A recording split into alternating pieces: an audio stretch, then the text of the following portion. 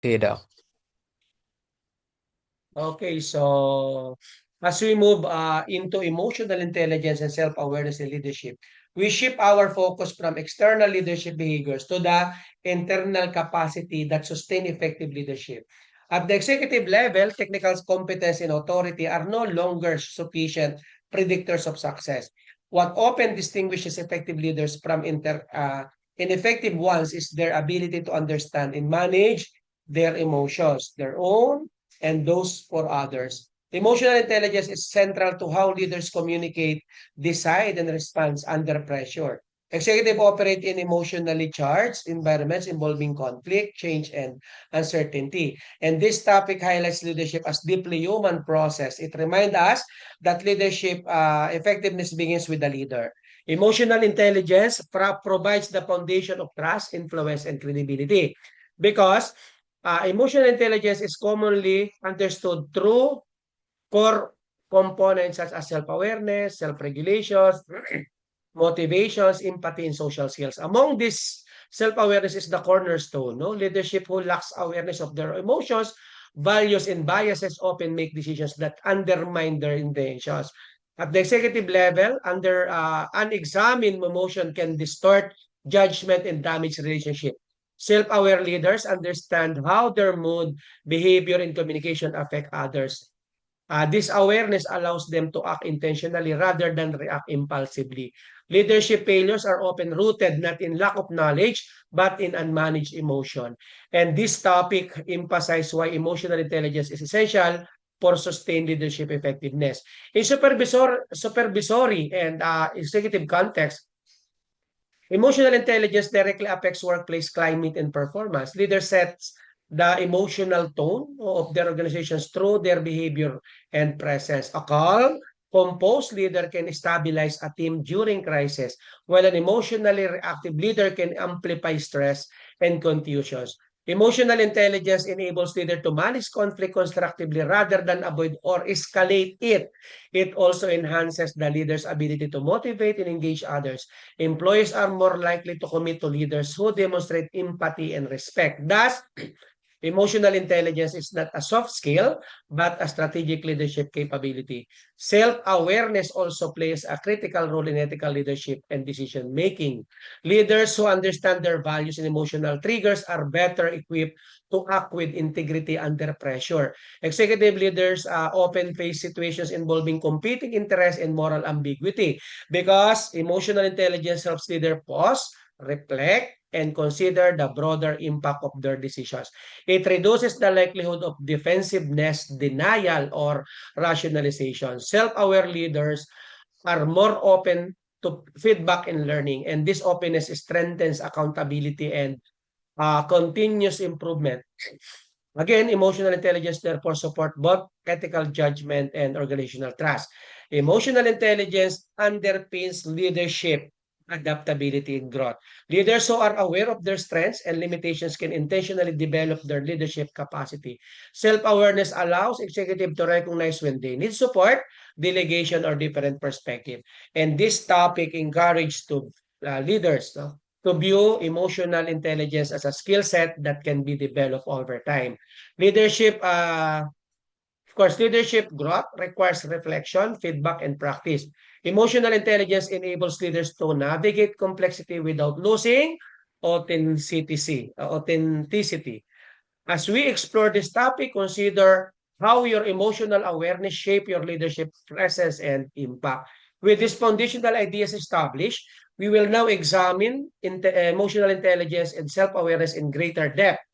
Our presenter will discuss the key dimension of emotional intelligence and how this on how they influence leadership effectiveness in supervisory and executive roles.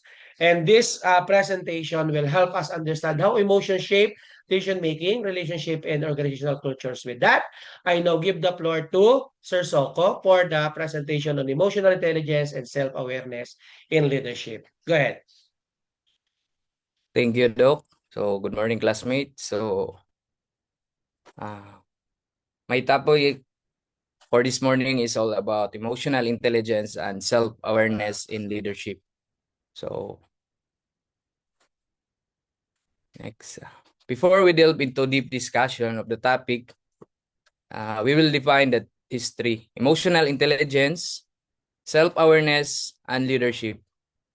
In emotional intelligence, ability to recognize, understand, manage, and effectively express one's own emotions, as well as the capacity to effectively interact with others by understanding and managing their emotions. And self-awareness, ability to recognize and understand your own personality, thoughts, emotions, values, and behaviors, essentially seeing yourself as an individual separate from others and observing your inner world objectively. And the last is the leadership, process of influencing and guiding a group or organization toward a common goal involving skills like vision, communication, and decision making. So, emotional intelligence plays a significant role in personal and professional relationships, decision making processes, and overall mental well being. There are four areas of emotional intelligence. First is perception, appraisal, and expression of emotion, which is the ability to perceive accurately, appraise, and express emotion, to access and or generate feelings when they facilitate thought, to understand emotion and emotional knowledge, and to regulate emotions to promote emotional and intellectual growth. The second is facilitating thought, which is the ability to induce feelings that facilitate thought or understanding. The third is understanding and analyzing emotion, which is the ability to understand and analyze emotions and emotional knowledge.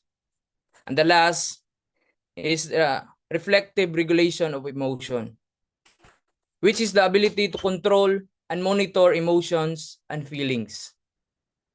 So there are also characteristics of emotional intelligence. First is the empathic response.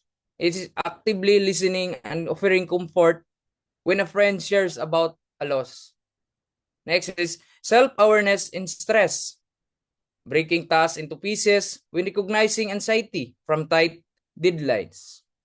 The last is motivation regulation, setting small goals to maintain enthusiasm for a long-term project. There are also some examples of being emotional intelligence. First is being open to feedback without getting defensive, asking open-ended questions to understand perspective, being able to say no respectfully, and apologizing sincerely when wrong. Next.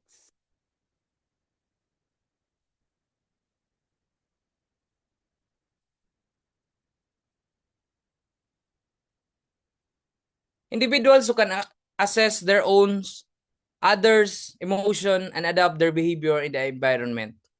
Empowering them are expected to be leaders.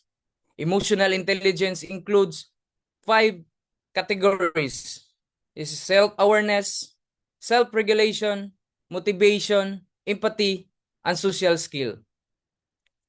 Although IQ and technical skills are important aspects of leadership, emotional intelligence is the most essential contributor to effective leadership. Next. What is the role of emotional intelligence in leadership? The role that emotional intelligence plays in leadership is prominently apparent within many different leadership styles.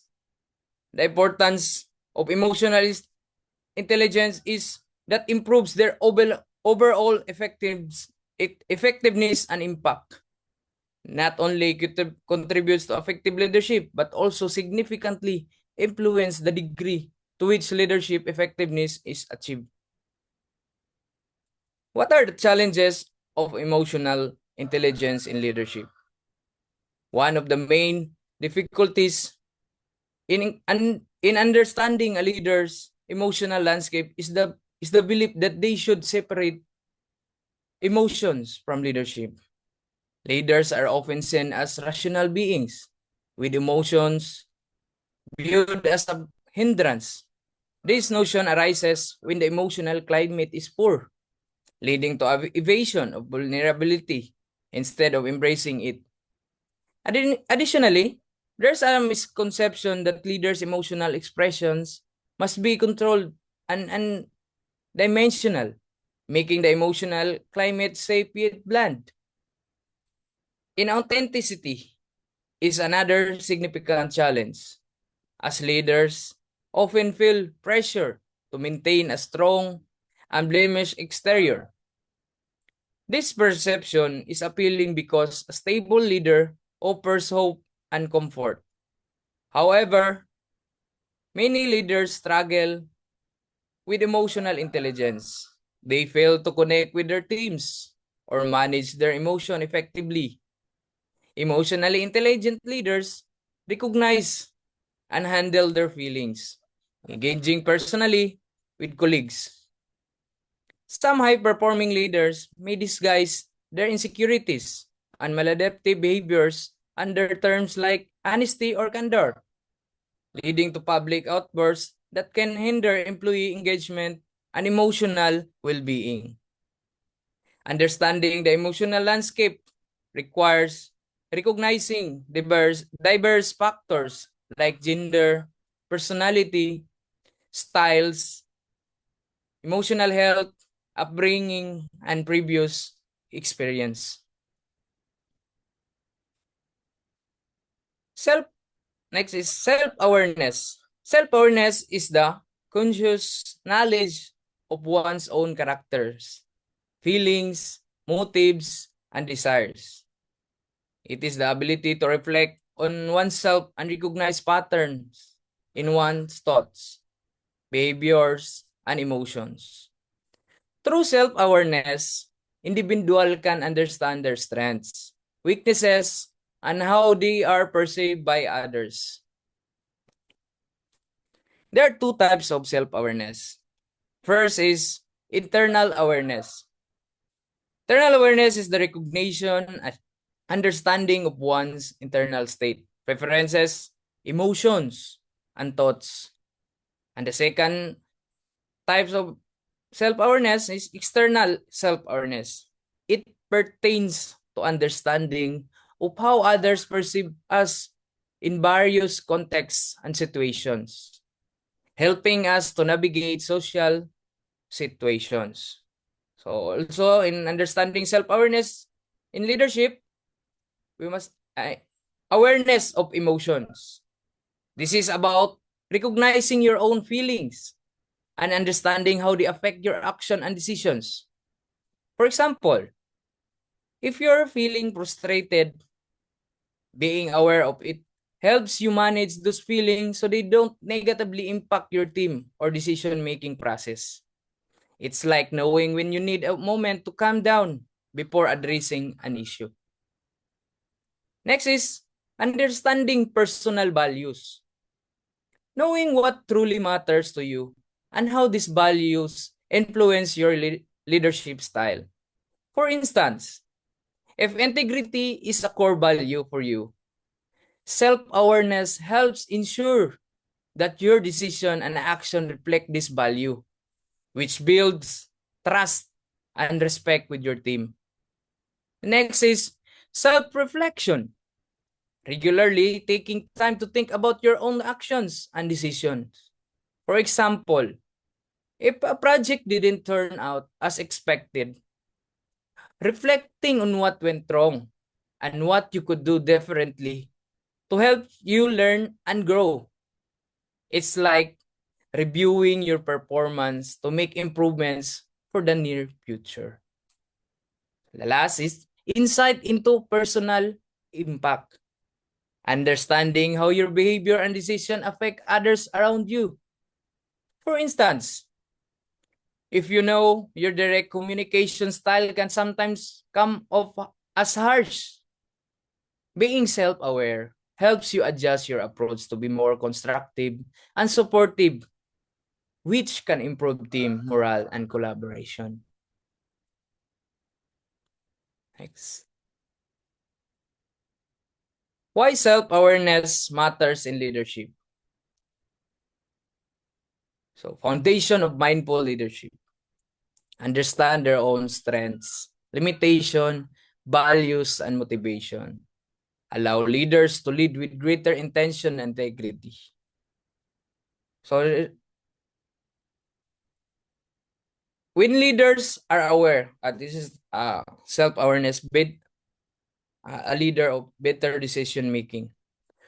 When leaders are aware of their biases, emotion triggers, and mental patterns, they make more balanced and effective decisions without ego or defensive clouding their judgment. Next is a leader with authentic communication. Self-awareness allows leaders to speak and act with clarity, honesty, and humility. It enables them to express vulnerability without weakness and strength without arrogance. Next is a leader with trust and credibility. A self-aware leader is consistent and transparent. People trust them because they show up with integrity, admit mistakes, and take responsibility for their action.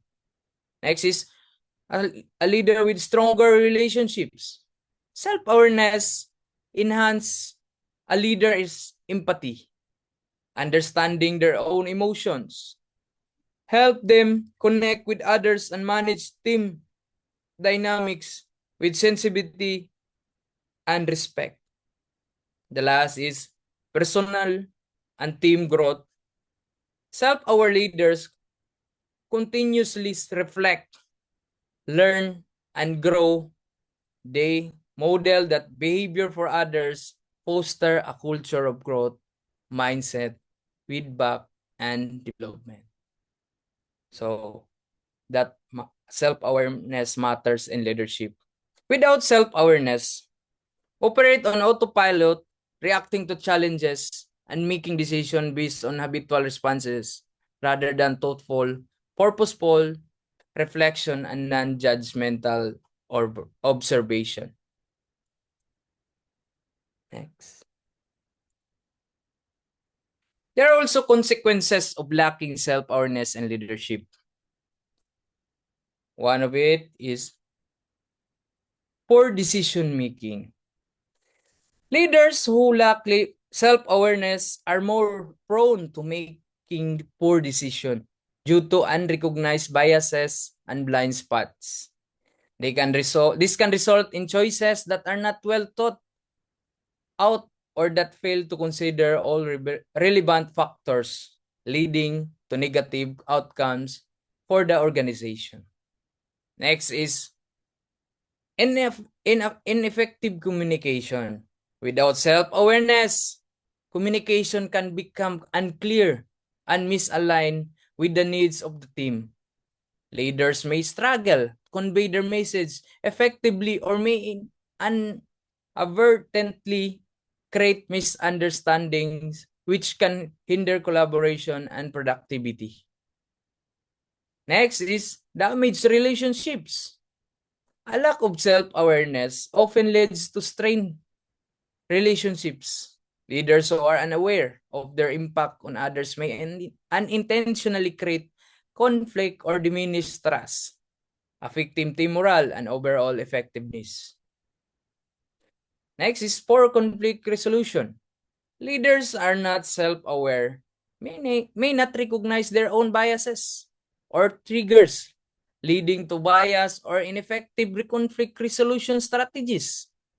This can lead to disputes and create a toxic work environment. The last is diminished team development. Effective leaders are able to assess and develop their team members' strengths and weaknesses. Leaders who lack self-awareness may fail to provide the necessary support and guidance for their team's growth. This can result in their developed talent and miss opportunities for team members to reach their full potential. Next. When leaders practice self-awareness and embrace their ability to feel, they inspire others to do the same. They create an environment where people feel understood and valued. And where authenticity is celebrated, this doesn't just improve morale. It drives meaningful connections, fosters collaboration, and enables high-performance cultures.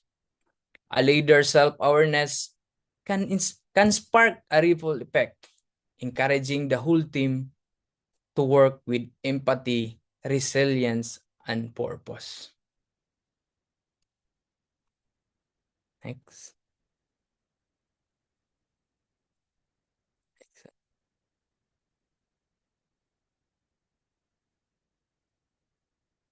Developing self-awareness and emotional intelligence is a journey, not a destination.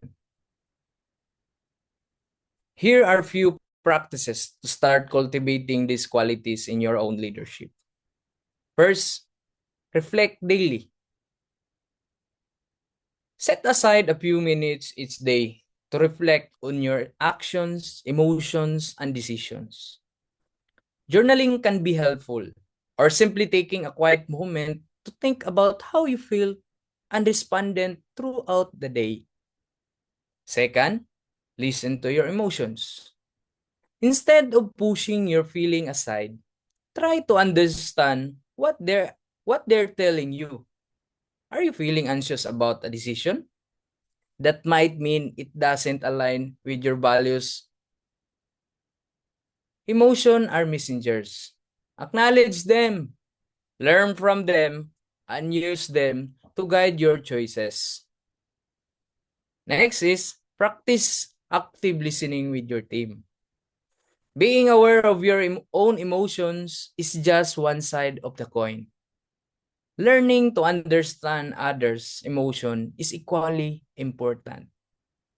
Pay attention to the emotional cues of your team. By actively listening, you're showing empathy and creating a space where others feel safe to express themselves. The last is seek feedback. Sometimes, the best way to build self-awareness is through the perspectives of others. Ask trusted colleagues or mentors for feedback. This can be humbling, but it's powerful way to gain insight into how others perceive your actions and decisions. To conclude, leadership isn't about being perfect. It's about being present, intentional, and willing to grow by cultivating self-awareness and emotional intelligence. Leaders not only become more effective, but also create a legacy of positive, conscious impact. So the next time you feel an emotion arise, don't push it away. Lean into it. Learn from it and lead from a place of authenticity and strength. Thank you. Thank you, classmates, for listening. Salamat din, Sir John Paul, for sharing screen. Thank you. Advance Happy New Year po. God bless sa ating lahat.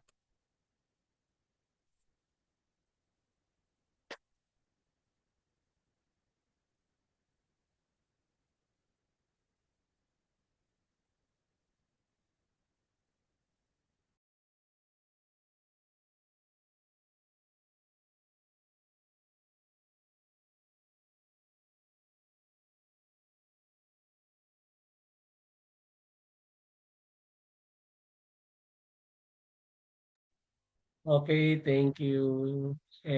Thank you for the thoughtful, insightful presentation. One of the strongest messages that emerges that emotional intelligence is a core leadership competences that rather than optional trait. No? Right. The discussion clearly demonstrate how leaders emotionally awareness shape their behavioral and influence. No, at the executive level, emotions are amplified by responsibility and visibility. Leaders are constantly observed, and their emotional responses send powerful signals.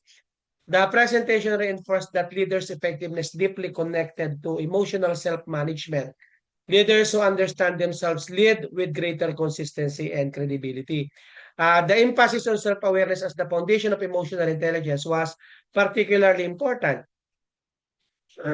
Self-aware leaders recognize their emotional triggers, biases, and habitual reactions. And this awareness allows them to respond thoughtfully rather than react impulsively. Executive who lack self-awareness often misinterpret situation and alienate